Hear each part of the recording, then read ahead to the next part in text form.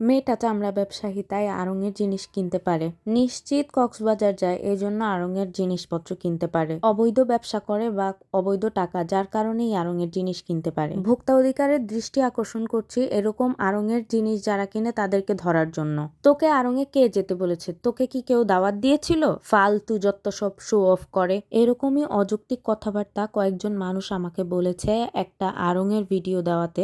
আড়ং থেকে কয়েকটা 3 পিস 10,000-এর উপরে নিয়েছিল, আর সেগুলা দেখেই মানুষ আমাকে এত কথা শুনিয়েছে। ফার্স্ট অফ অল, আমি কখনোই শো অফ করিনি। শো অফ করার হলে আমি অনেক আগে থেকেই করতে পারতাম, রিসেন্টলি করতাম না। ঠিক এভাবেই বছরে 2-3 বার আড়ং থেকে ড্রেস কেনা হয়, তবে আমি কোনো ভিডিওই ছাড়িনি। এবার আমি ছোট একটা ভিডিও করেছিলাম। অনেকে বলেছে প্রবলেম হলে আড়ং থেকে কিনেন কেন? আচ্ছা, সেটা বলি। আড়ং থেকে আমি কিনি কারণ আমার পছন্দ, তাই আমি আড়ং থেকে কিনি। কাপড় কোয়ালিটি বরাবরই ভালো থাকে আর পরলেও কমফোর্টেবল ফিল হয়।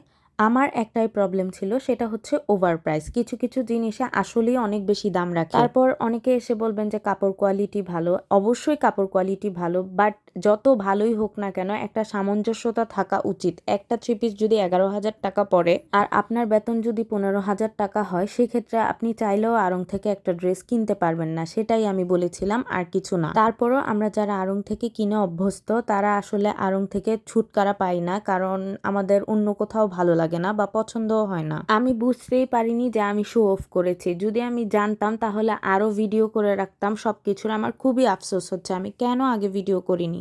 এই তো কিছুদিন আগে, 2 মাসও হয়নি, 2 মাস আগেও শপিং করেছি, কিন্তু আমি ভিডিও করতে ভুলে গেছি। আসলে আমার ভিডিও করা উচিত ছিল। সেলর, স্টেসি, আড়ং এগুলোতে আমার বরাবরই যাওয়া হয়, রিসেন্টলি অনেক বেশিই যাওয়া হয়। আমি নেক্সট টাইম থেকে ভিডিও দিব আর আপনাদের গালি খাবো। আপনাদের প্রত্যেকের নেগেটিভ কমেন্টে আমি পজিটিভ কমেন্ট করেছি আর সবাইকেই ভালোবাসা দেওয়ার চেষ্টা করেছি। ও, আরেকটা মনে পড়েছে, আরেকজন বলেছিল যে এই ভিডিও দিয়ে নাকি আমি আড়ং-এর টাকা তুলে ফেলবো। ভাই রে ভাই, আমার মনিটাইজেশনই নাই, আমি কিভাবে হচ্ছে টাকা উঠাবো ভাই? আপনাদের নেগেটিভ কমেন্টে আমার কিচ্ছু যায় আসে না, believe me or not. In fact I love all the haters, কারণ হেটাররা যখন কমেন্ট করবে, হেটাররা যখন খারাপ কথা বলবে, তখনই আমরা ইমপ্রুভ করতে পারবো।